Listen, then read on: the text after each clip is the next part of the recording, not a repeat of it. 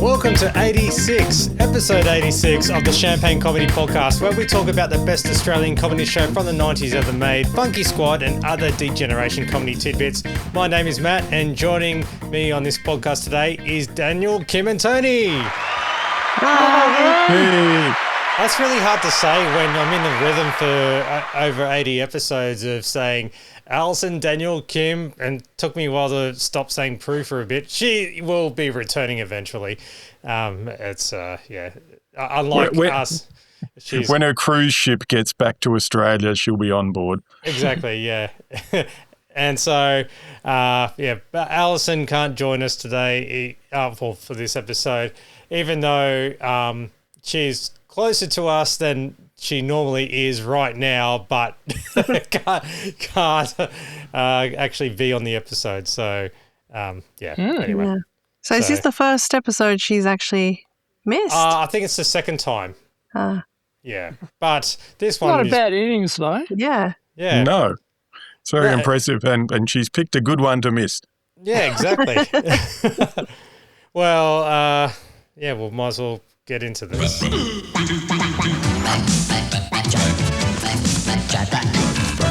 I'm really stretching it for a connection with this podcast, but he has been mentioned previously to come on as a guest before, but it never come to fruition due to many hiccups and so forth. Basically, the Tony Martin stand-in lookalike competition winner, James Valentine. So just have to acknowledge his passing. So known to one generation of Australians in the afternoons on ABC television, and known to another generation for his long stint on ABC radio in Sydney. Yes, but he was a major D-Gen Late Show fan. Yeah, he appeared in The Joy of Sets, Tony Martin's show. So that's right. Yeah. Anyway, I got to acknowledge that because he was a legend, and I was trying to get him on board and to talk about everything stuff with Frontline and all that, but couldn't sync up the time and date. So he had more serious stuff to do. So yeah, exactly. So yeah. Yes, so I just want to put that out there. I'm thinking we mentioned this in the previous episode, but Cup Fever is basically around the corner. So being on SBS On Demand and YouTube. So they're just pretty much covered nearly every channel. We just, with the beautiful game. Yeah.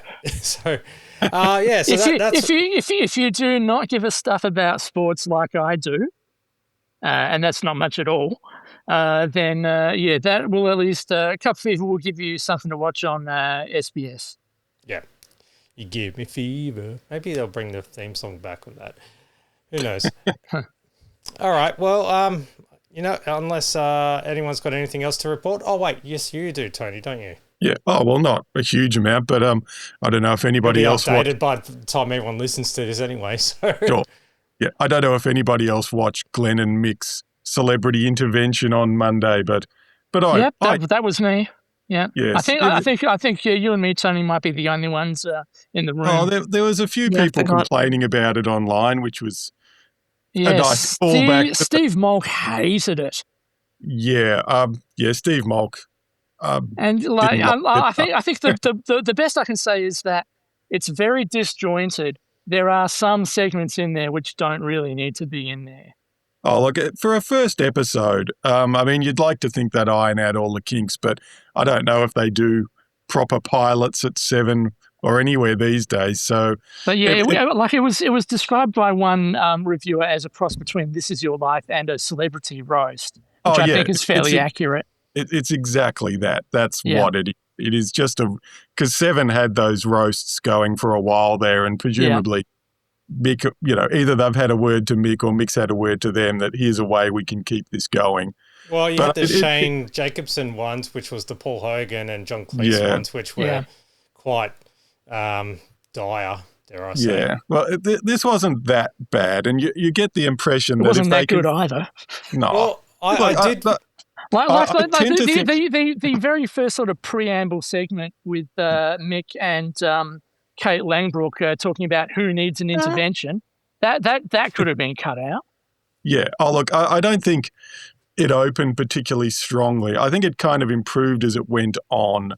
And I think there's also something to be said about the choice of subject as well, which was for the first episode, Carrie Bickmore, who's her main job at the moment is to be relatable on the radio in the afternoons. Yeah, she's not the highest profile get, but I don't think, looking at who they've got lined up, I don't think they're getting. You're not getting people that you're tuning in for to see, the history of their lives, unless you're a fan of a certain kind of middle brow television experience. Well, it might pick up next week with the guest that's there. You want to tell us who that is? Oh yeah, well next week it's a bit interesting because it has Sam Pang on, which is a plus, and one of the guests is going to be Santo, so that's going to be worth a tune in to see what he has to say about things. But otherwise, Sam Pang is probably the highlight for comedy fans. The rest of the lineup over the year, from what I've seen. Well, if anything, he should be able to dish it out as well as he takes it, I would think. Yeah. A lot more than Carrie Bickmore. Yeah, and it's the kind of show that really, if Mick can find people he's mates with or people that'll go along with it, it'll be fine. If he finds people that are celebrities that are there because they're celebrities, it's going to be a tough watch. It really is. When it's people piss farting around, it's great because it's just them sitting on a couch. You've really got to hope that he can get, ideally it would be 8 episodes and they would just be all the members of Working Dog come back individually. Well, it is going to be an 8-episode run this season, which, 8 episodes seems to be what we call commitment by Australian commercial television in 2026. Well, I would say it's more or less Mick's lucky number.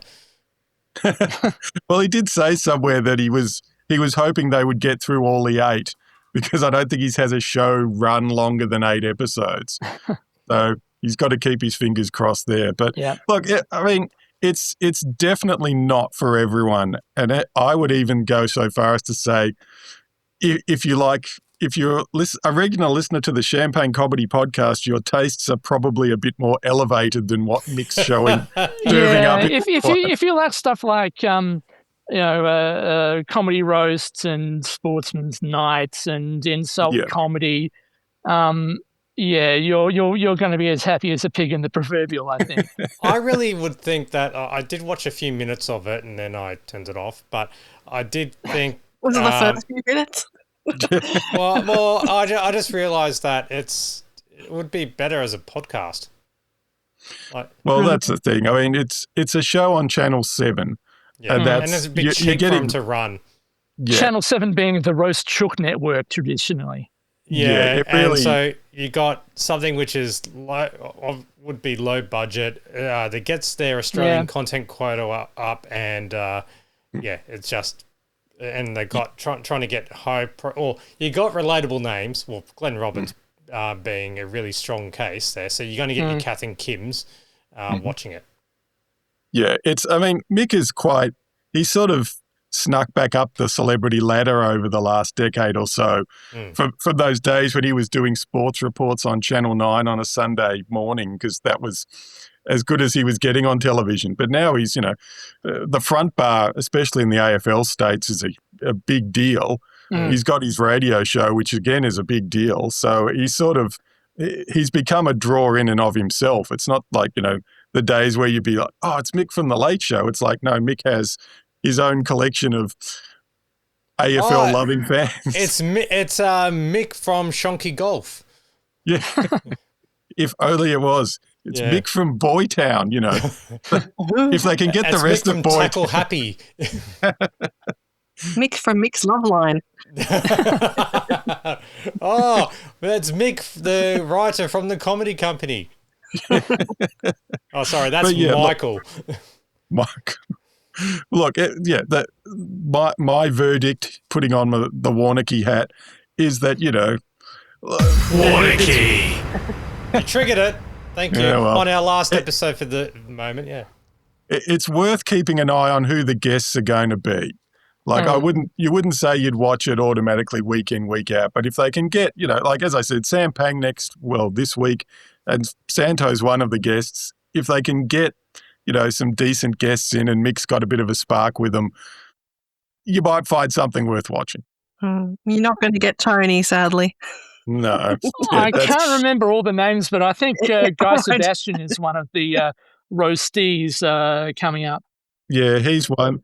Wasn't that the first episode? No, that was Carrie Bickmore. No, Carrie Bickmore and Guy Sebastian.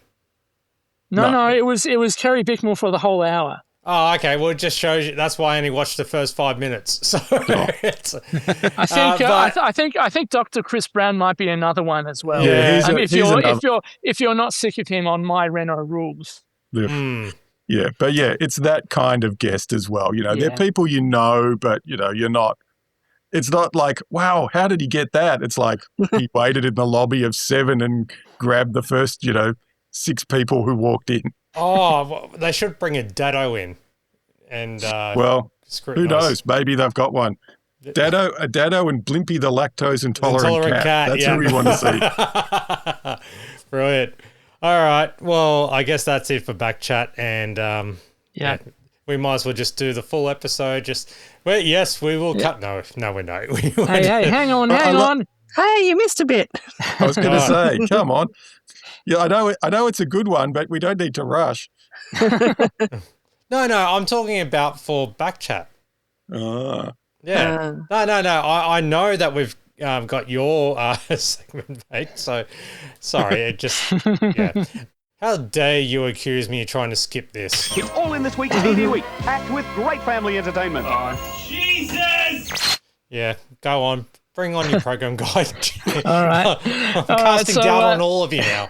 Sorry. All right. So ABC has the same old Funky Squad at 8, Four Corners at 8:30, Media Watch at 9:15. And as the Sydney Morning Herald Guide lists it, politics McFeast style. So obviously that's McFeast at 9:30.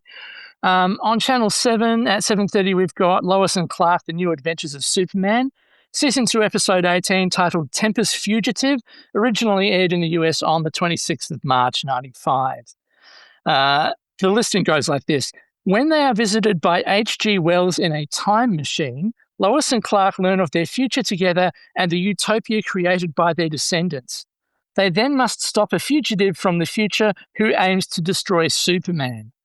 Now, the fugitive from the future is named Tempest, hence the title Tempest Fugitive. Tempest Fugitive, yep. How do you reckon he's trying to destroy Superman? Keeping in mind everything we know about the internet. I don't know. And like there's a time travel theme to this episode as well. Okay, so he might travel back to 1966 and try to kill baby Superman. Well, why did he stop off at present day Superman then? Okay, well, I can read the entire synopsis from Wikipedia, which all of the synopses on Wikipedia seem to be very badly written, but it's quite a journey. So, so this is the bit you can cut out if necessary. Okay. The legendary author H. Damn it. All right, SBS. Now, there's no David Suzuki's The Nature of Things this week. In fact, it won't return for a couple of weeks. And that's because World Sports at 7 p.m. has blown out to a whole hour because it includes highlights of the opening match of the Umbro Cup, which was a series of friendly international football matches in England. It's the highlights from England versus Japan. Do you care who wins? No. Okay. Nope. All right. Well, spoiler alert, England won 2-1 against Japan at Wembley Stadium. And to fill in the time before the 8:30 Masterpiece slot, they put in at 8 o'clock Super Cities, a US documentary cities, tonight a tour of London. So, the same usual stuff that SBS would probably be running now, I would think.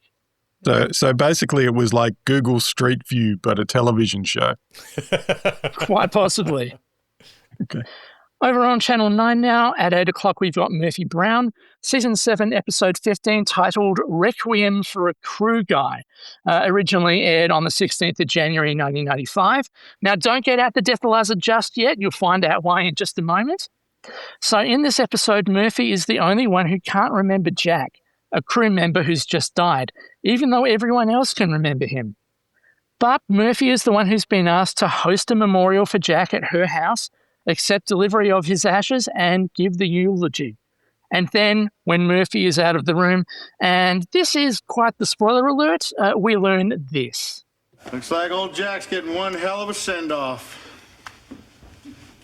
If there were a Jack. Oh, man, we got her good!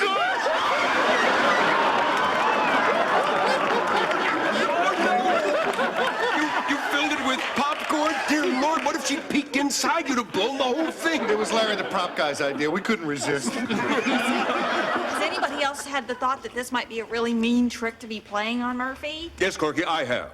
But it was shouted down by that other thought that says, ooh, baby, she deserves this. Yes. The old Jiffy Pop in the urn trick. So yep, fair enough. Yeah, no, yeah. So yeah, the culmination of all that is quite hilarious. But yeah, that's as far as I'm going to spoil it for you. Sounds like an episode of Beatles a Prick. Just about. I mean, these days, all of that crap is best left to the so-called social experiment people on YouTube. Oh yeah. Just as annoying. TikTokers and... Yep. All right, let's bring it on home. Channel 10, 7:30, Healthy, Wealthy and Wise. Hold on, we have to go and set up the composers and everything because they're a little bit rusty. But, come on guys, 1, 2, 3, for the final episode. Yay! Oh, pitch perfect, guys. Wonderful. In tonight's episode, questions you should ask when you take on a contractor. Probably, haven't I seen you on Today Tonight? Being up the top there. Or are you licensed, for one? Yeah. Yep, and Terry, watch out. Yes, exactly. Taking on a contractor sounds like a Jason Statham film. The contractor. It's my time to contract you out of life. That's my bad Jason Statham. Yes, but a superb Irish accent. Thank you. All right. We also explored the largest inland waterway in Western Australia. Now, you guys must surely know where that is. No. No. I didn't know either until I Googled it. It's the Peel-Harvey Estuarine System. Oh, that one. Yeah. They make the great largest and most sparkling complex water. estuarine system in the southwest of WA. It lies roughly parallel to the coast of WA and south of Mandurah with an area of 134 square kilometres. But you knew that already, didn't you? 100%. All right. Also in this episode, we have 2 viable alternative fuels for the future. Ooh. Now, I couldn't find out what they are, but I'm guessing if Get This is anything to go by, it'll be electricity and LPG.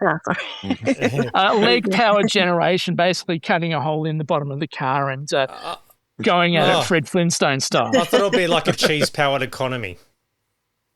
Ah, yes. Whatever happened to that? Cheese. Such a visionary. Yeah. I like some cheese. You got a bit of cheese? Sorry. So that sounds more like, I don't know, the guy from Wolf Creek. Winner. That's that guy. God. And you got a bit of cheese. Are you sure this isn't the Rob Brydon and Steve Coogan podcast we're doing right now? I'm sorry for my bad impressions. It's the trip no one wanted to take. Guy. Well, speaking of trips... Sorry. Sorry. Well, speaking of trips nobody wanted to take, last of all, we travelled to Gippsland and meet butterfly breeder Charles McCubbin. In fact, I think we've got a bit of footage of that here. How long have you been training here at the butterflying? What? The power! The power! I'm so glad I played that before I actually was going to say what I was about to say and did not ruin your joke. So that was brilliant. Well, there you go. Just like I didn't realize that there were top breeders for butterflies. Yeah, and they recommend POW. Yeah. Well, you don't want to be going to those shonky backroom butterfly breeders. Yeah. You end up with mothballs and, they'll eat all your clothes. All right. I think we've stalled long enough. Let's get into the final episode of Funky Squad. Yeah, I think so. Thank you Tony's very much. breathing a sigh of relief now. How can it be the final? So much untapped potential. Oh, and look at that. They didn't even break Mick's record of 8 episodes. They've only got 7. So, did we ever, I guess this would require actual research. Did we ever find out why they did 7 episodes? That's a bit of an odd number. Well, I really think they were kind of budget limited. And plus, they were also preparing, I don't know, maybe the castle scripting and filming. Well, it's just because I'd assumed it was budget limited as well, but they're watching this episode. They seem to have blown the budget with this episode. They're constantly going to new places and being filmed outdoors. Yeah, and I'd say because they were doing Frontline season 2, and then they're doing Funky Squad, and then on top of that you had the castle up and coming. So, so they had their hands full. Well, see, the only reason I could think of, because I couldn't come up with any concrete reason either, is whether it might be some sort of it's more of an American phenomenon than mid-season replacement. Yeah, fair enough. Like ABC just needed a 7-week gap filled, and hey, they happen to have something. I was going to say, if we had, let's do another episode just to figure out what the ABC had on afterwards and whether there was like an obvious, this was just on to fill that gap kind of thing. Well, who was the head of comedy on the ABC during that time? Was that John Casimir or someone? Or not at that time.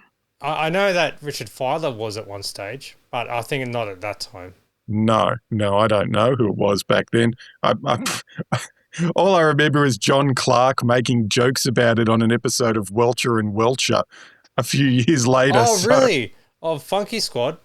Not Funky Squad, but the ABC's comedy. Oh, okay, yep. Sort of management. Well, we might have to squeeze in Welcher and Welcher because Santo's in that. So. Oh, I'm on board for that. Yeah. I'm one of the few people who like Welcher and Welcher. Yeah, I love Welcher and Welcher. All right. It's Funky Squad episode 7. Carnival is over. Broadcast Monday, the 5th of June, 1995. And I believe...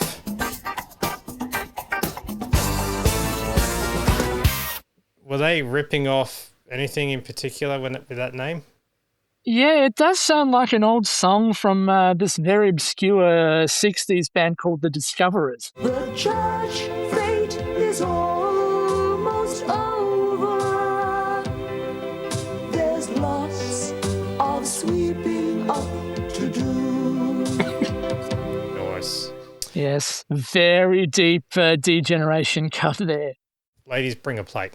The synopsis of this episode, someone has a vendetta against Funky Squad, which becomes apparent whilst they're on vacation. And you notice that they've used the term vacation because we've already had an episode where they showed American currency. So, yeah. So they're having identity crises with, are they American, are they Australian, but maybe it was just Australian talent or a show, but aiming for the American audiences. Then again, stranger things have happened, right? It's the well-known country of Generica. Yeah.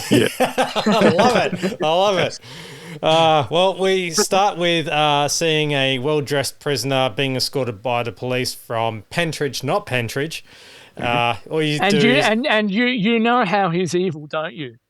Yeah, very evil. Because he's got a shaved head. Yeah. And looking, which I think makes, well, I don't know about you, Tony, but does that make you and I evil, Matt? Very. I was going to say evil. Yes. 50% of this podcast confirmed evil. And just not say any words and just look pissed off constantly. Mm. Well, the thing with Pentridge now is it's all like fancy apartments and stuff. So, these days, if he was being escorted out, he'd be a very well-off man to have been in there in the first place. Mm. There's also cinema in there as well. So, maybe he was watching a revival of Any Questions for Ben. I would say that he was probably in the audience for the Ernie Sigley show. and then he's like, oh, shit, I better get out of here if they're going to torture me with this one more time, so I better be good. But that's a true story in regards to the Ernie Sigley show. Because one of the officers does make a remark that he should have been in the loony bin, but as he walks away, he does reveal a kept newspaper clipping of Funky Squad solving his apparent crime. But then again, it is Pentridge after all, so... He used to give me roses. I wish he could again. Time to reflect. But that was on the outside, and things were different then. Oh, that's the wrong show. Sorry. Anyway, so after the opening titles, we're at police headquarters and Funky Squad wraps up interrogating a criminal. Well done, Funky Squad. Another case closed. Man, they're not getting any easier. Well, you can put your feet up now. I'll say. I've been looking forward to this vacation for months. Man, get me to that beach. Okay, folks, listen up. We're cutting loose beachside for a week. Any messages, file them under S for Surf's Up. Hey, you want to tag along, Blondie? You can share my beach towel any day. Ooh, the jealous type. Please. By the way, Cassie, this arrived for you. Oh. Whoa, a going away present. Styrofoam clown head. A happy face. Whose idea of a joke is this? Cass, you just made like Splitsville with some boyfriend? Man, there are some sickos out there. Forget it, Cass. Come on, let's hit the beach. She was probably dating Pete the Clown. Oh, God. The way Funky Squad solved the case is basically police brutality. Yeah. It's like, well, this is pretty harsh. They, all they do is threaten the guy, and then he's like, don't I deserve one phone call? It's like, yeah, call the warden, tell him you're coming. It's like, hang on a sec. As well as waiting until 9:55 a.m. just to get the awful line. What time does that clock say? 5 to 10. That's how much time you're looking at in the clink. Yeah, it just seemed, Funky Squad, they had to wait until 5 to 10 for them to pull that out of their pockets. They deserve their own. Yeah. Oh, look, it'd be a stopped clock. They'd just be pointing it with every crim. But yeah, it's just, I know Funky Squad need the break because they've tipped over the edge and given up on the whole peace and love and understanding side of things and just gone straight to police brutality. But they're trying to clean up the streets, man. But usually they're on the side of the streets. Savvy, yeah. Sorry, I'm picking up phrases now. Yeah, you've been watching this too long, Matt. God. Yeah. Thank God it's the end. Anyway, it's vacation time. Here we go. I'm going on a holiday. So much for me to do. Look, Warner Brothers Movie World. I'm going on a holiday. Where are the wheelchairs? Maybe just me and you. Sorry? No, wheelchair joke, don't worry. Oh, wheelchairs and strollers, yeah. And yeah, I said that phrase wrong. It was meant to be, hey, look. Warner Brothers Movie World. Anyway, vacation, and they hit a non-contaminated beach. Thank goodness for that. So, do you know what beach it was, Tony? Since you are No, I did wonder, but it's a very nondescript, generic Victorian beach. My guess would be that it was sort of just, a handy nearby beach with a few dirt roads that they could do stunts on. I couldn't pick it, sadly. That's unfortunate. Well, Cassie wants to have some product placement rubbed into her as well. Yes, the old brown and beautiful lotion from the last episode. Was it the last one? Yeah. Yeah. Yes. Rub some of this oil into me. I want to get a really good tan today. Oh, hot sand. There you go, Cass. Malted milk. Punch. Whoa, this is the life, huh? Hot sun, hot food. Hey, and even hotter. Oh, talk about hot chili. Sticks. Hey, relax, we're on holiday. Where's Grant? He's surfside catching waves. Batman style. Man, look at him shooting them tubes. What is it, Poncho? Looks like Grant's in trouble. Oh, sinister music. No. Yeah. Anyway. Well, so it looks like a big bucket of water's just been thrown on him as well in the close-up shot. that is straight up. That's exactly the same as what's his name? Mick and Jason muckraking when they're doing Paradise Beach. Here we go. Yeah. I'm going on a holiday. Anyway, so with that, Grant does wipe out, and it's revealed that his surfboard has been, dare I say, I'm telling you all it's sabotage. Yeah. So, we're getting to Murray Tregonning levels of, sound. I've been inspired of late. So. You've got to make this episode interesting somehow, so it's a good way of doing it. Well, yeah, I mean, the main bit of interest, I suppose, being at the beach is a good enough excuse to bring it up. They actually go to a lot of locations in this one, whereas the previous ones, they seem to be, they might visit one or two spots and otherwise it's just laneways and warehouses. But this, they actually do get out and about quite a bit, and it does feel like a proper television show in a way that some of the other episodes don't. They've, gone that sort of extra distance with this one. Yeah, it really does feel like they've probably gotten to that point where they've saved so much money and it's like, oh shit, we better use it before we lose it. And well, yeah, I mean, previous episodes, if they went to the beach, that would have been it. Everything else would have just been back in the office. Well, there is a part that is later on in the episode which I think was proper product placement. Or I won't say what it is. So it's not the brown and beautiful, but it's something else, which I did some research on. And okay. Yeah. So maybe... I think the other thing that I like about this scene is that our supposed saboteur happened to have enough time to write a menacing... Sorry. Anytime you say that S word. Oh, no. Yep. Jeez, it's a good thing this episode isn't about Toto. Yeah, our supposed saboteur has written a message in the sand, no prize for shooting tubes. You would think that they would just try and look for the guy running away.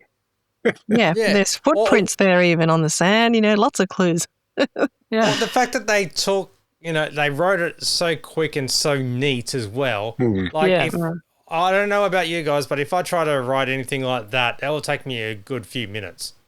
Yeah, look, I mean, you'd think the guy is probably like the next towel over, just with his hat pulled down. Yeah, or if you cut back just like maybe just slightly off screen or whatever, he's wearing a clown mask. So and just like going, they won't know who I am at all. Yeah. As they drive off, they're still trying to work out a couple of things, like continuing on their holidays and so forth. Are you okay, Grant? I'll survive. Yeah, as long as you're cool for tonight. Hey, no way am I missing out on a night of hot fever. We'll be boogieing till the sun comes up. And best of all, we can sleep in. I'm starting to dig this time off scene. No cheap, no crims. And the only paperwork we'll be doing is taking the wrapper off our ice cream. Hey, Pop, Ponch, this ain't the Indy 500. Slow down. You can't. The brakes.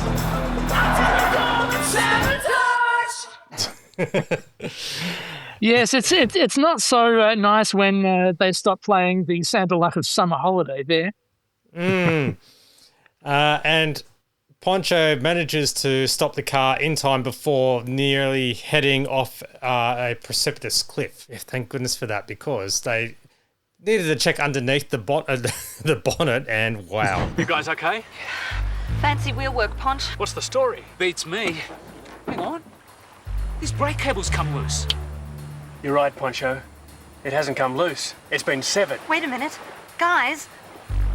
Enjoy the roller coaster ride. I mean... More sign writing. Yeah. Yeah.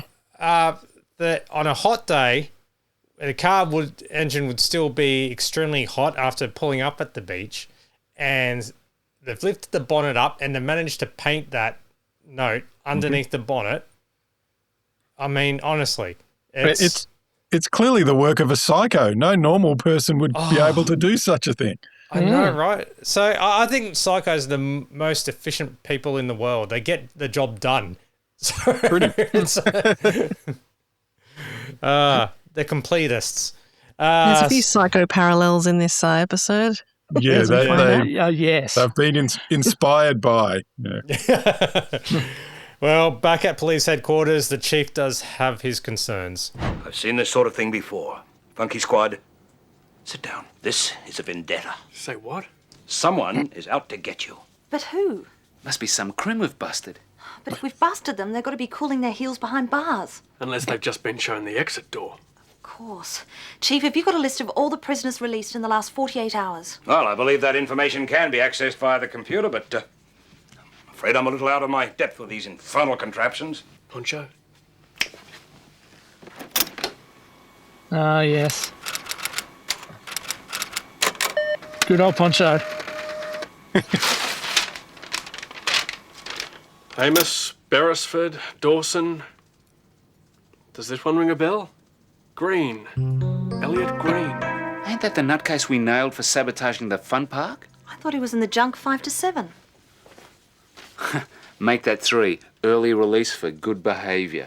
Wow, and they would have had to have interrogate Elliot until 6:55. But I do think Poncho is a distant relative of Colin Conacher. Yeah, I think so. Yeah, runs in the family. Yeah, he's crossed the technology. I did like the way when they said, it's someone we've arrested, but how could it be? They're all still in prison. It's like, what kind of crimes? The Funky Squad, if Funky Squad busts you, it's 10 years no matter what. It's like the jaywalking case, 10 years, Funky Squad don't mess around. Or it could have been Victor Ramirez coming back from the dead. Yes. Hello, Funky Squad. I'm alive. You missed the shot. Anyway, too random. Gotcha. So the chief goes to assign police backup, but Styx reassures them that they can catch the guy again because Styx believes in justice. So, the chief gets to warn Funky Squad, be very, very careful out there. Ooh. Oh, it's okay, Chief. Doubly careful. Yeah, it has to be. If you're not careful once, you're at least doubly careful.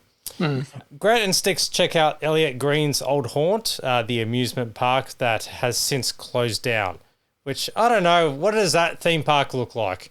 Well, look, I mean, I'm pretty confident they filmed it at Luna Park down in St Kilda, just because I don't know there are any other amusement parks like that in Melbourne. Melbourne cliche, yeah. But yes, they went around the side of the notoriously shoddy, at the time, Luna Park. What do you mean at the time? Well, I mean they've fixed it up a bit since then. Okay. Since the 70s. Damn all those regulations making stuff safer. Ooh. No, since what was it? The Great Bookie Robbery, which is quite a good crime series they made in the 80s, has one of the robbers hiding out at Luna Park. So it's no underbelly Luna Park? No, sadly not. I'm sure you could give Channel 9 a call. They're probably interested. Yeah, no doubt. So they do question a homeless drunk who's out front. And, yeah, I don't know. Hey, place is closed down. Has been for 3 years. How come? Well, the memory's a bit hazy. Chuck him some green sticks. Yeah. Is this going to jog your memory? Yeah, it's coming back to me now. Place closed down because of bad publicity. Some guy tried sabotaging the rides, got arrested. Fun park folded soon after. Where's the kid now? In jail, I guess. His old boss might know more. Where can we find his old boss?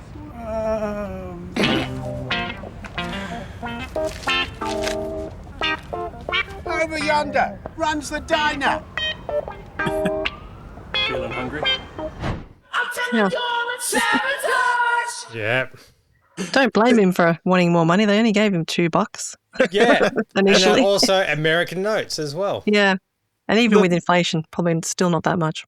But the thing with Funky Squad is like they've done this scene in other episodes, but it really feels like the kind of thing if you were doing a comedy, you would make a running joke of it that every week they have to, pay off some local crim and just have increasingly ludicrous amounts of money or, stupider things they need to find out or something. It's sort of, there are times with Funky Squad where you're like, well, if you were doing a comedy, you would make this into sort of a joke. But I guess Funky Squad is much more about just trying to feel like an authentic 70s cop show in a lot of ways, instead of playing up with the cliches and, really making clear that they're making fun of stuff. So, we happen to find I suppose it'd be called a food truck nowadays. Well, it's a Café de Wheels. So, Yeah. With the slogan there, the best little food house in town. The best. And you saw So, Peter Blakely you run know off it's screen. fancy because they, say le best. Yeah. Anyway, so they do question the old boss. You're cops, are you? You don't look like it. Yeah. We busted a kid used to work for you a few years back. Elliot Green. Oh, I've got you guys to thank for my new career. After you arrested that kid, the word got out the park wasn't safe, place folded. Now I'm flipping burgers for 15 cents a pop. Yeah, well, the kid's been released from the can. He been here? Not if he knows what's good for him. Well, if he drops in for a bite, let us know. You tried his mother's house? We're checking that out now.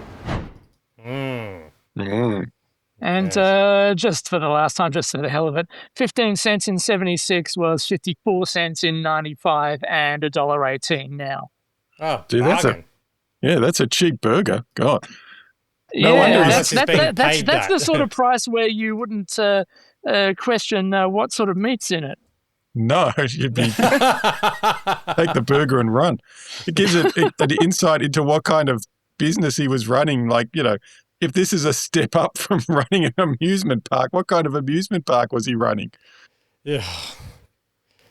Wow. I mean, you'd think if they said, word got out the park was dangerous, don't you just close it for 6 months, do nothing, and then reopen it saying, hey, everything's better now? Yeah, there's only so many toffee apples you can survive off, but yeah, that's just all corn dogs. Oh, God. So, yeah. Anyway, so Cassie and Poncho do visit Elliot's mum's house to have some stern questioning. Mrs. Green, we hear about your son Elliot. I don't have a son. Not anymore. No son of mine could do those terrible things. Do you know he's out of jail? I heard about that, but I don't care. So you haven't seen him? He hasn't been here? No. Well, it's real important we speak with Elliot. Here's my number. If you see him, please let me know.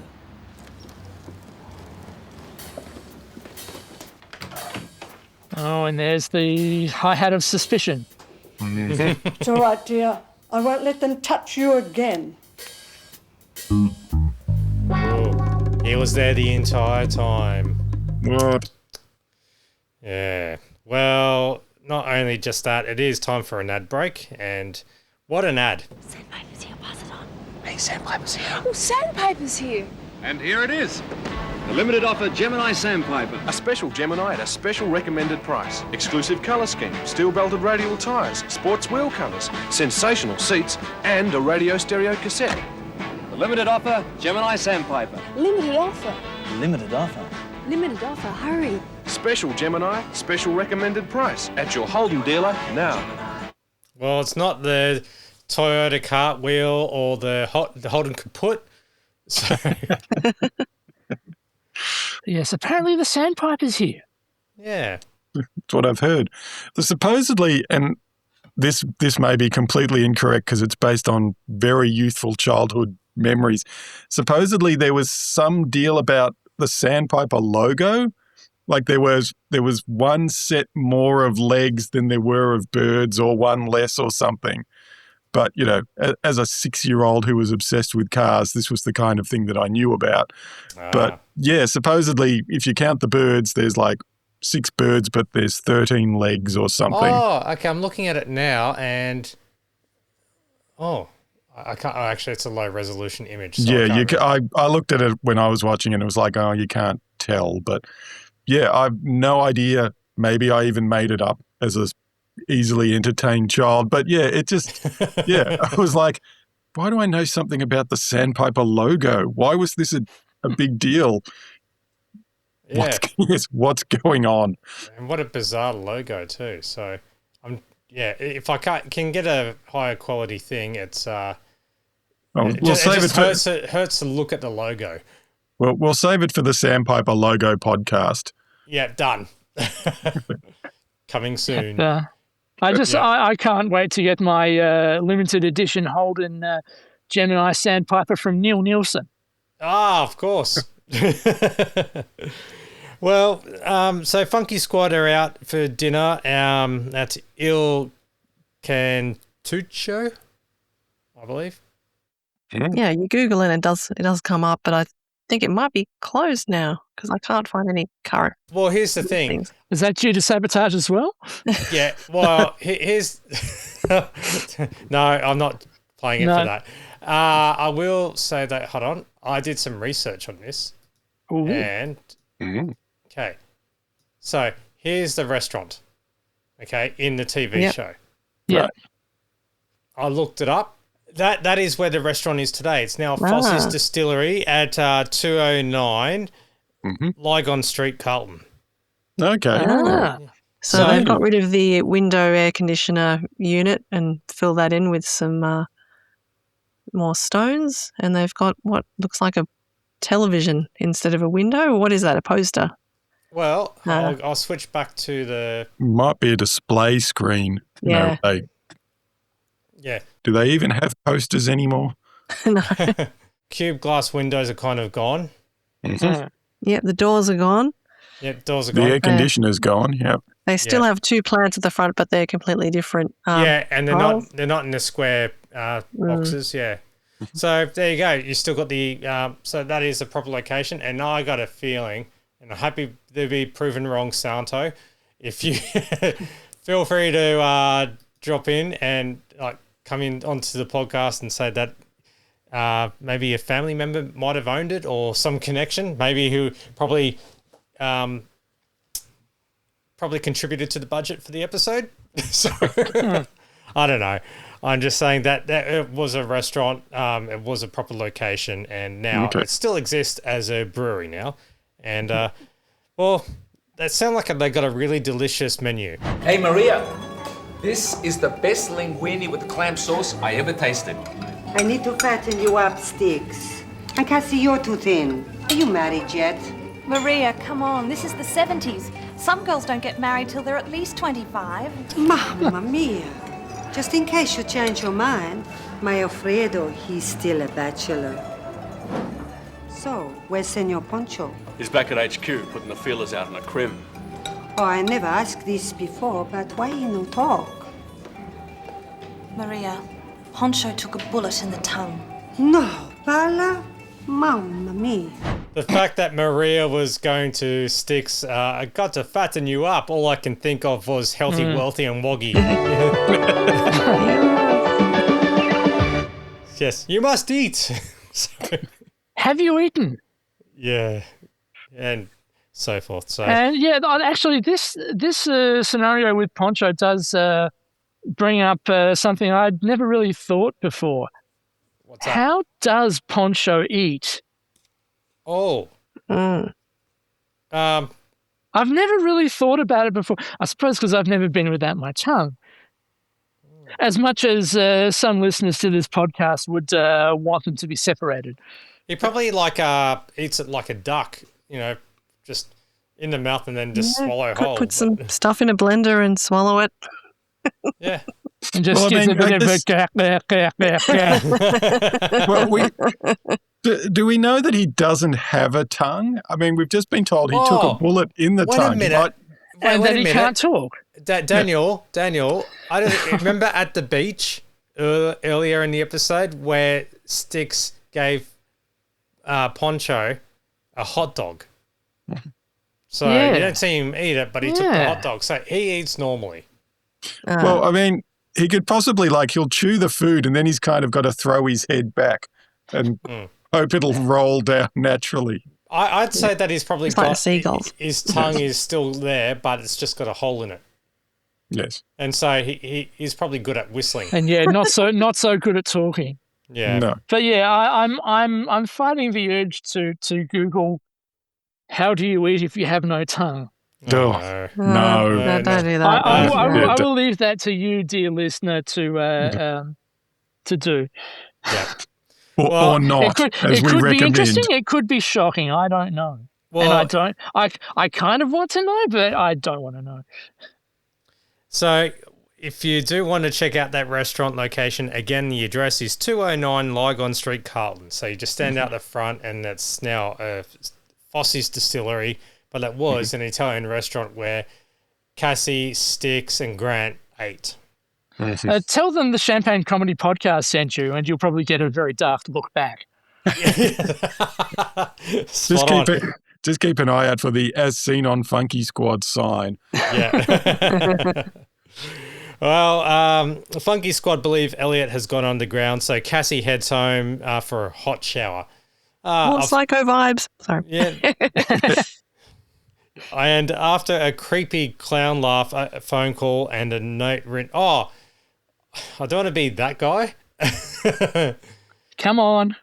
But, wow, quite revealing nightgown type thing that Cassie wore. That's mad. Oh, Please. Come on. I'm just a red-blooded male. I can't say I noticed. No one commented on the beach shots earlier. They were quite close up as well. Yes, seeing Poncho topless was a bit jarring. Yeah, I know, right? Goodness gracious. No, Poncho did need feeding up, I think. Yeah. Yeah. And so with the creepy clown laugh phone call and a note written on her mirror saying, "Here I am." When did that happen?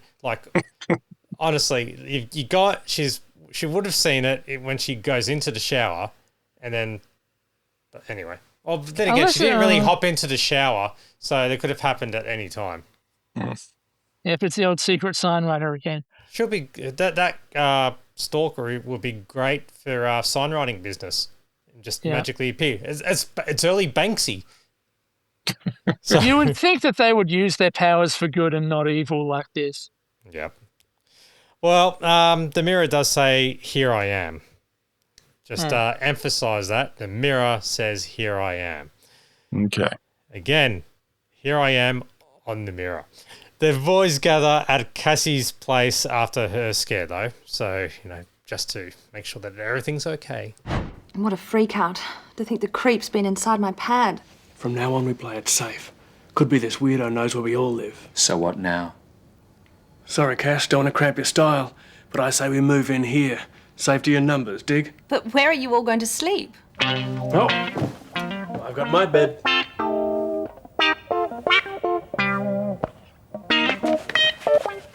It's a bit of a wrestle for that. I really appreciate this. Sweet dreams. Oh, and by the way, I like my eggs sunny side up. Now, out of context and just listening to the audio-wise, that sounds like a porno. Sorry.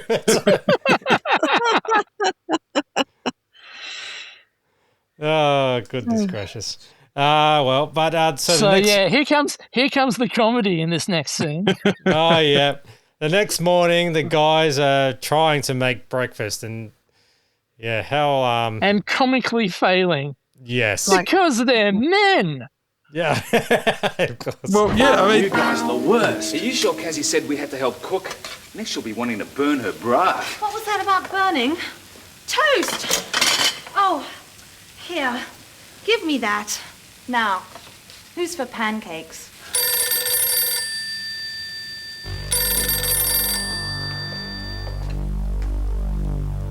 Hello? It's me, Freddie at the diner. Freddie. Our kooky friend's here.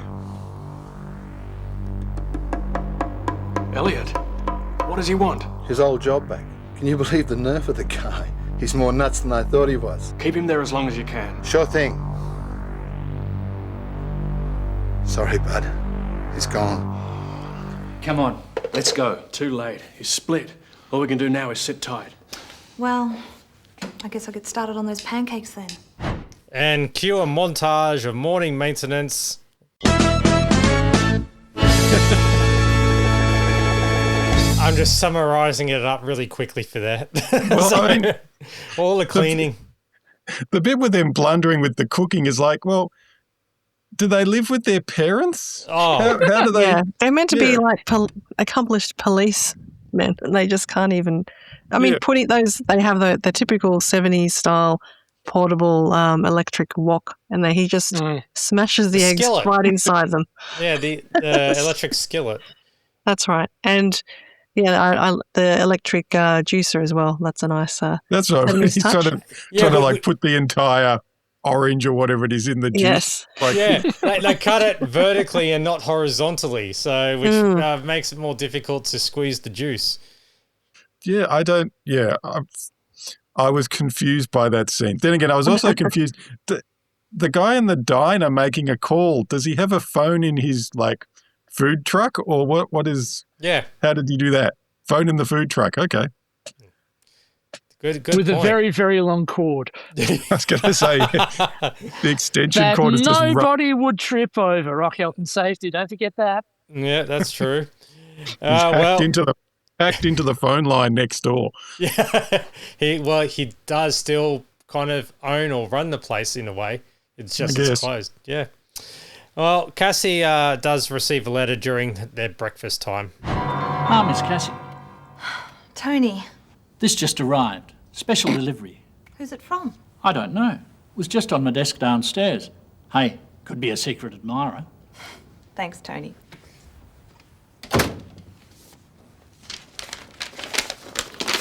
The Ferris wheel turns. Another weird letter from Elliot. What does it mean? I don't know, but I know what this postmark means. Bellevue Heights. Ain't that where his old lady lives? I thought she was hiding something. Ponch, why don't we go and pay Mrs. Green a return visit? Bellevue? Hang on. The letter just appeared on Tony. Good work, Tony, by the way. Appeared on his desk. He's got no idea where it came from, but it's got a postmark. So, like, a postman must have dropped it off, but he never saw a postman. But I feel like Tony has let the side down by not actually doing his job and was probably out the back, having a quiet drink or something and missed the post deliveries for the day. Yeah, it is intriguing, isn't it? Like, you could easily suspect the postie. I would suspect Tony at this point. I'd be like, well, a mysterious note that only Tony has got. He doesn't know where it came from. I reckon Tony's the one. Well, never trust a doorman. You can't trust these Tonys. They're never up to anything. They're always up to no good. And I think that he might have a crush on Cassie because he does say, secret admirer. So, yeah. Anyway. Well, they're at Bellevue. So it's like, how appropriately named, like for the suburb. Was it Bellevue South or Bellevue North? Hold on, what was it again? But I know what this postmark means. Bellevue Heights. Bellevue Heights. Bellevue Heights. Bellevue Heights. Yeah. Well, that's the posh area of the Nut House suburb. So at Elliot's mum's home, they discover newspaper clippings on the floor and Elliot in the lounge room. So they end up taking him into headquarters. Come on, pal, don't play dumb. You've had plenty to say to us over the past 48 hours. Now suddenly we're getting a silent treatment? All right, we'll do the talking. You've been down on us since we busted you 3 years back. So you decided to send us some messages. We'll get this message, bud. Making death threats to cops is a heavy rap. We ain't talking jaywalking here. You're going down the river and they're going to throw away the key. And what's more...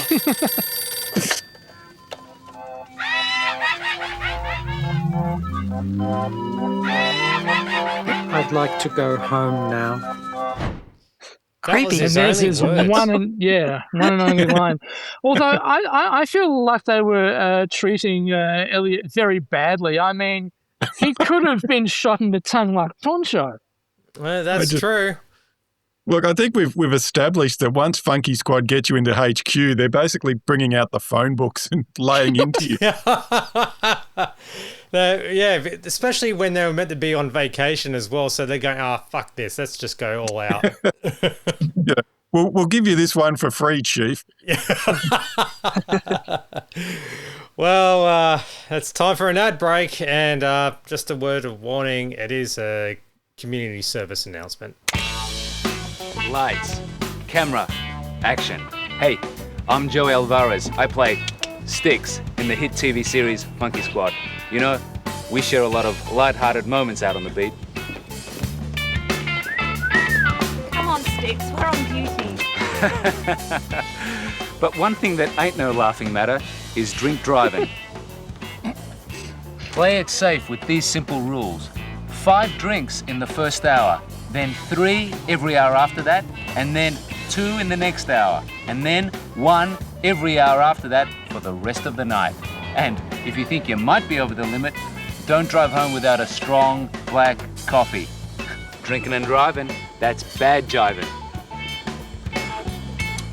Cheers. How long are these nights going for? Well, the fact that he won me over and confirmed it when he said, make sure you have a strong black coffee. Yes, agreed. Good advice. Yeah. I did like the way... Yeah, no, I think you were going to say the same thing, Tony, so I'll let you say it. Oh, I was just going to say, I did like the way that sexual harassment was clearly laughing matter, but drink driving was not. Okay, that's not the same thing I was going to say. And what were you going to say, Daniel?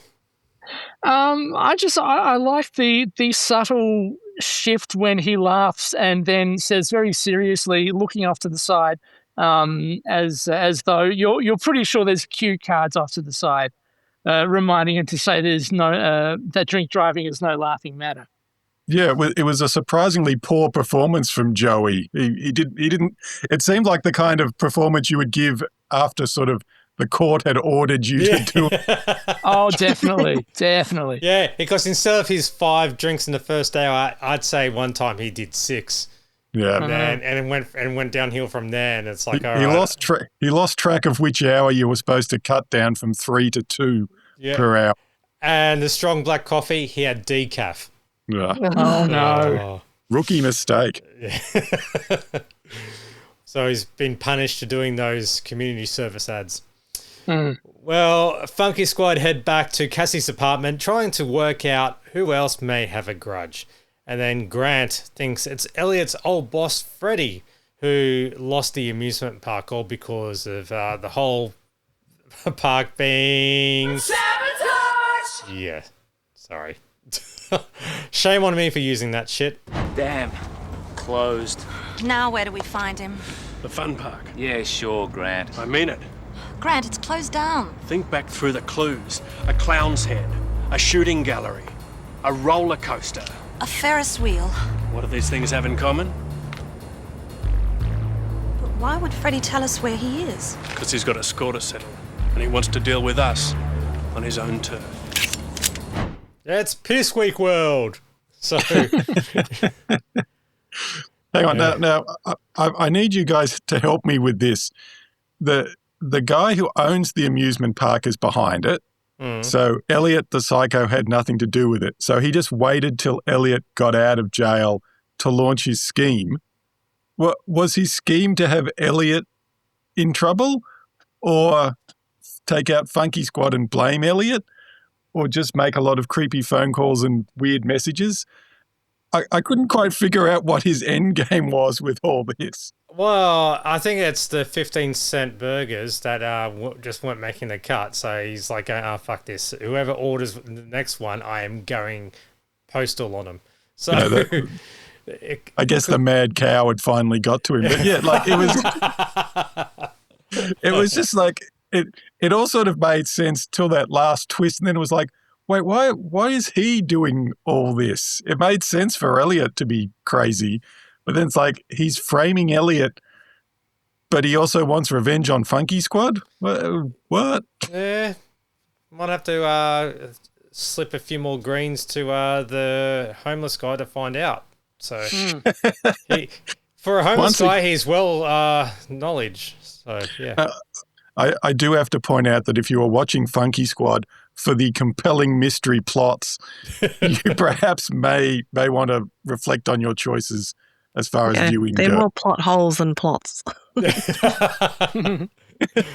Well, Funky Squad climb into the park, and amazingly, everything is in operation. So I don't know why they closed, because everything's working in tip-top condition. And they could have just gotten rid of some of the newspapers that were blowing around. Yeah, they got rid of the cleaner. That's why. Yeah. Now Grant nearly gets taken out by a roller coaster. What an idiot for standing in that spot. Clearly, he's on the roller coaster track. I mean, honest here. And it's up health and safety again. Yeah. And Styx nearly gets shot by something going off at the duck shoot. But Cassie realises that their crook will be in the Hall of Mirrors. I wonder why. This is hopeless. He could be anywhere. And he knows this place better than us. Guys, I know where he is. Say what? That message that was written on my bathroom mirror. Here I am. So? It was written on my mirror.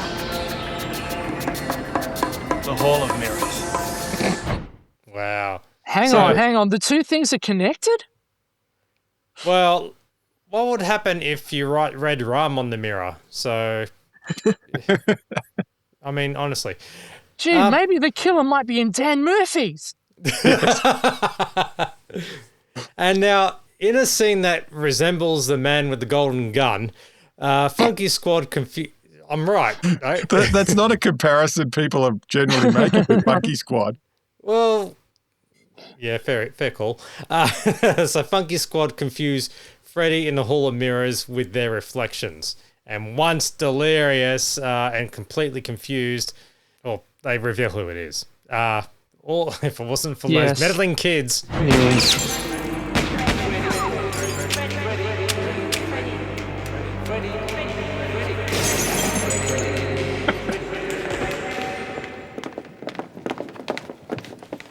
Game over, Freddy.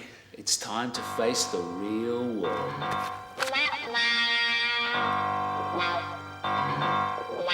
Mrs. Green.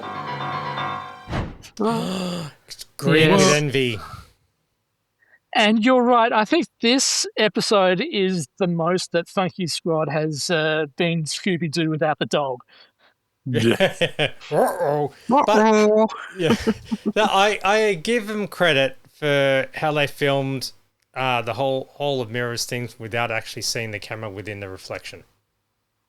So it is well shot. It was well shot, yeah. I mean, this is the big budget version of Funky Squad. This episode, they're actually they're going places, they're doing things. They've got a range of locations. It does feel like maybe they budgeted 8 episodes and then ran out of script and went, hey, we've got money, we can go nuts on the final one. Yeah, and you notice there hasn't been any deaths, so no. Basically, I might as well say this now. That means that the total number of deaths in Funky Squad is 9. Ah. Well, I was going to say, we haven't checked in on the people buying those 15-cent burgers yet. No, that's true. It's been about 30 years. I think that's the time Mad Cow takes to take effect. So I can check in now. That should be just coming through on the Deathalyzer now. There we go. Final tally 9. Got to say, it's the Deathalyzer for the Deathalyzer. Oh, Yeah. Well, just like this episode, or this podcast, it's dying a slow death. So, ad break time with Natalie Thighblaster again appearing in. There's a place I know where hardly anybody goes, where I can get myself some sun. To my surprise, a bunch of girls and guys had beaten me there. What's more, one of the guys sitting there had unusual hair, and I thought 'cause I'd seen it before. I dropped my jeans on the ground and turned on some sounds, and that tune came on again. Pussy caller, it's right for me and it's right for you. So there we go. That's the backside and side boob of Victoria Quilter. Yes. Now, the thing is that the repeat or an extended version of the RC Cola ad from episode 1? Not quite, but I do like the way that, basically this is the last ad of the series, and it's an interesting sort of bookend with the first ad of the series, which was also for RC Cola, and did also feature Victoria Quilter and the same unusually haired guys. The same guy punching well above his weight. But basically this ad is told from Blue's perspective rather than from the guy's perspective. Ah, that would make sense then. Okay. Yes. That makes more sense than a lot of other things in this series. If it was I do like that they have used both versions of these RC Cola ads to bookend the season. Both arse. Yeah, still the same amount of arse in it. Yes. Yeah. You'd think if it was from her perspective, it would be more like, I went to this beach to get away, but that same creep was still there. Ew, I feel like fleeing. Instead, she dropped her jeans on the ground. Ugh. Oh, what's the genes from? Genetics. Yeah, genetics, yeah. Jeez Christ. All right, well, back at police headquarters, things wrap up quite nice and clean. I still don't get it. What did she have against Funky? I ain't no shrink, but I guess when we put a kid away, she kind of snapped. Dumped the rap on us. Things got worse when Mummy's boy came out shell-shocked from the stretch. Really pushed her over the edge. Precisely, Grant. Man, just another victim of the system. We send crims inside to put them straight. Sometimes they come out more bent than when they went in. It's one big Ferris wheel. We're no ways up. This just arrived? Oh, maybe that Ferris wheel's still spinning. Oh, here comes the comedy. I thought you guys might enjoy doing some more housework. We certainly cleaned up this case.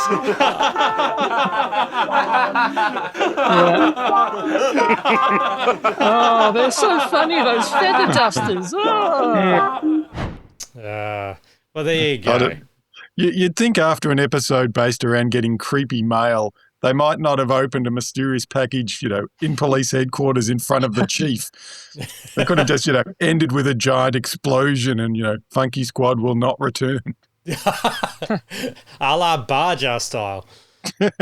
So we had 20 advertisements throughout the series, not including the endorsements by the cast of Funky Squad.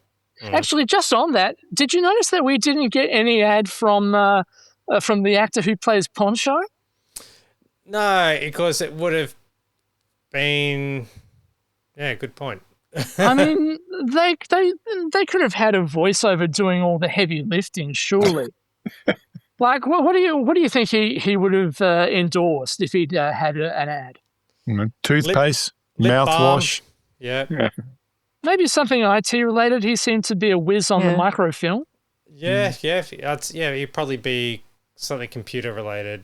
I mean, he can work a computer, but he can't work a blender.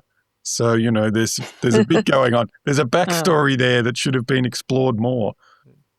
Good but point. Yeah, I'm disappointed we didn't get an endorsement from Harvey Zadolka Jr., the spokesman who can't speak. Yeah. But anyhow, basically we had 20 of your actual advertisements from the 70s, was there any particular favourite among you guys? Uncle Sam is always a firm favourite. Yeah. You nicked Uncle Sam. Yep. Well, I'd say the soap one because I know someone Lime whose family was in it. Yeah, you do, don't you? Yeah. I can't pick just one. Well, for me, I think because I might have been singing around the house a bit in the week afterwards. Shy girl. Yeah, I knew you were going there. I was about to say sports girl. Bad girl. You give me nightmares. That was. Forgot all about that one, and then you just brought it up. We moved on from that, but well done, Daniel, for bringing it back. Yeah, exactly. Great. And there were also a hell of a lot of ones for various soft drinks and colas as well. Honestly, I thought that we had an alcohol problem, but man, in the 70s we had a cola problem. It was a golden age for soft drinks in the 70s. I think every man and his dog thought you just poured some brown liquid into a can and instant fortune. Yeah. Well, that explains why in the 80s everything was solo. So it's like the next, Cola had the 70s, Solo had the 80s. Yeah. Now, as was mentioned before, there were 9 deaths. Do you have a memorable death? No, I can't remember any of them. Ramirez being shot through the window. Oh, yes, by Poncho. Yeah. I'd say it's the unnamed goon in episode 2 who either died from a shot from sticks or from falling on a whole bunch of cardboard boxes. Oh, I would have said died from boredom, but yeah. I'm going to say it was the gang leader who died when they turned off the machine that monitored his yes. Yes. For Joey, wasn't it? Yes. Yeah. Was it Joey? Johnny. Johnny, that was it. Yes, Johnny Lopez. Yeah, Johnny a real Lopez. tragedy that he'd been hooked up to a machine you could just turn off. The overacting machine, yeah. I would say if you're looking for sheer explosive power, it's got to be the very first death, the car bomb in episode 1. Oh, yeah. And also, I'd say the person who made the most, how can I put it? The greatest guest appearance from an actor that is known in the show would be Reese Muldoon. So, Yep. Yes. And he had some good stories too. That would be my favourite guest star without it being a guest star, if that makes sense. Uh-huh. Yeah. And not just because he came on our show either. Not at all. Not socking up at all, mate. Well, that that's Funky Squad. Yeah, that does conclude Funky Squad episode 7 and the Champagne Comedy Podcast episode 86. Goodness, what do we do now? Well, we got I don't know. What is there to do? We've got plenty more to do, such as movies and other shows and everything like that. But first, we need to go on a vacation. Yes, exactly. We do need to go on. Well done, Funky Squad. Yay! Here we go. I'm going on a holiday. So much for me to do. So. We're going to take a break. And we'll make sure that it's a very careful vacation without anybody. Does anybody have a vendetta against us? I'm telling you, it's sabotage. Yeah. Okay. The two surviving Beastie Boys. Okay. Yeah. Well, other than that, I just want to thank everyone for coming on board as always. Alison, Daniel, Kim, and by thought. Oh, sorry, Tony. I forgot. No. But I was going to get to say Prue because I got a routine of how it says. Alison, Daniel, Kim, Prue, and Tony, and then But what I was about to say with Prue was in spirit, but she's not dead. So no. Come back, Prue. And Tony, thanks for credit to you for being on a series of podcasts that you have. You've made on every episode of Funky Squad, haven't you? I think I missed one. But yeah, no, this is surprisingly reliable, especially as Funky Squad is not my favorite degen project by quite a long stretch. I mean, it's all right, but it's all right. I'll wait for it to get to Pacific Heat. Any questions for Ben? Yeah. Yeah. Well, when we get around to Audrey's Kitchen, I'll be on board for that. Audrey's Kitchen is great, but Funky Squad kind of, it's an interesting show to discuss. Yeah. Especially that was one that was based off a radio serial. Yeah. They never got around to the Johnny Swank TV show, which is a great that loss. was meant to be Pacific Heat. Yes, that's by right. That, with a twist of, everyone says like carbon copy of Archer, but we'll get to that. We'll get to that when we do a recap of that. If you have any suggestions as to what we do next, get in touch with us. Yeah, please do. Yeah, email champagnelateshow@gmail.com. And thank you to everyone who has reached out to us about this. You don't need to reach out to us for it, but you've reached out to Working Dog. We are aware of Charlie the Wonder Dog movie. So that's not us. We've already covered it in the episode. So yes. Yeah. I think the problem is you can make trademarks, but you can't copyright a title. No. And if you've got a dog called Charlie in your movie, that's fine. If you call your movie Charlie the Wonder Dog, that's also fine. I think if you start trying to sell Charlie the Wonder Dog merchandise, that could possibly be an issue or not, depending on who's registered what where. So everyone, thank you for responding or emailing and reaching out and so forth. But you got to let Working Dog know that, and I'm pretty sure that they're across it too. Check these episodes show notes for our socials, and especially on Facebook. Search for the Champagne Comedy Podcast Group, which is basically our original champagnecomedy.com forum, but on Facebook it's just easier. We all get along very well, so you don't have to be anonymous or anything like that. buymeacoffee.com/TLS Champagne Pod. Thank you to everyone who has contributed to that. 100% up on last year. So we had $0 last year, and for some reason you thought that we were worthy of a coffee. So you floored us. Yes, seriously, thank you. Totally floored us. Yes, flummoxed and floored. So again, thank you, Alison, Daniel, Kim, Prue, and Tony for returning again for this. And we will be back in so stay subscribed to the podcast because we'll pop up randomly for the next one. And we've still got plenty more to do. We just need to take a break. That's all we need to do. Just our outer survey rest. All right, I'm Matt. So thanks for listening, and we'll catch you next episode. See ya. Bye. Bye. Yeah, see you around. Thank you for listening to the Champagne Comedy Podcast, created by fans for the fans. For more information on this podcast, please visit champagnecomedy.com. Produced by Matt Fulton Productions, mattfulton.com.au. This is the bit you can cut out if necessary. The legendary author H. Damn it. Okay, keep going. The legendary author H.G. Wells, played by Terry Kaiser, arrives at the Daily Planet and wants to talk to Lois and Clark. When they hear he is from the future, they believe he is crazy and try to ignore him, but Wells gets Clark's attention when he tells him that he knows he is Superman. Wells leads Lois and Clark to his time machine to meet Tempest, played by Lane Davies, only to discover that Tempest likes this new world instead of his ideal one, called Utopia, and decides that he wants to travel back in time to when Superman first arrived on Earth to kill him. And so then he also was part of the Nation Building Authority.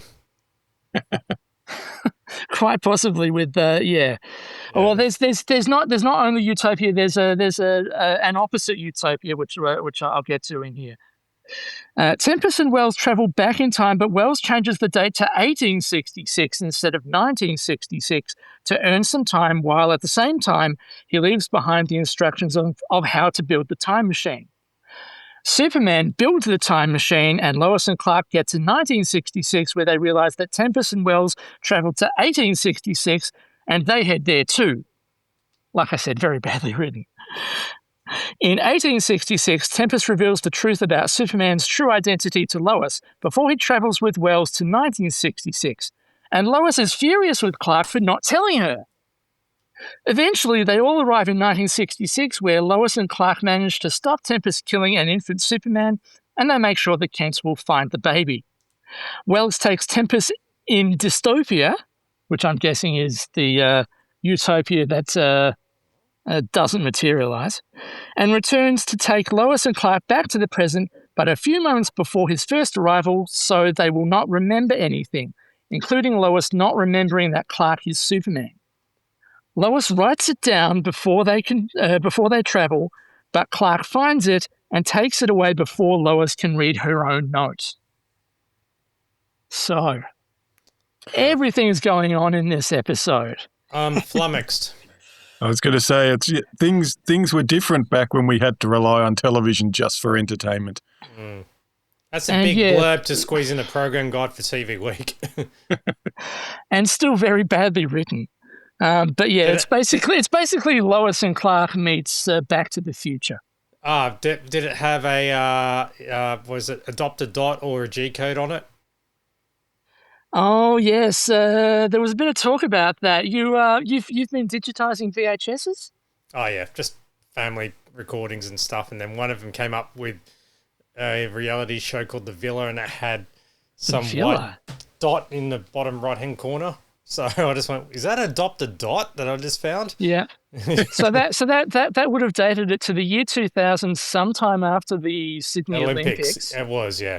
Because, Channel 7 were trying to grab onto every single viewer that they could. And, they decided to do it with cash prizes and some sort of a bit of cardboard with film in it, which would somehow react if you stuck it on your TV for an hour. Gotta love technology. It's a lot more interesting than Lois and Clark, at least.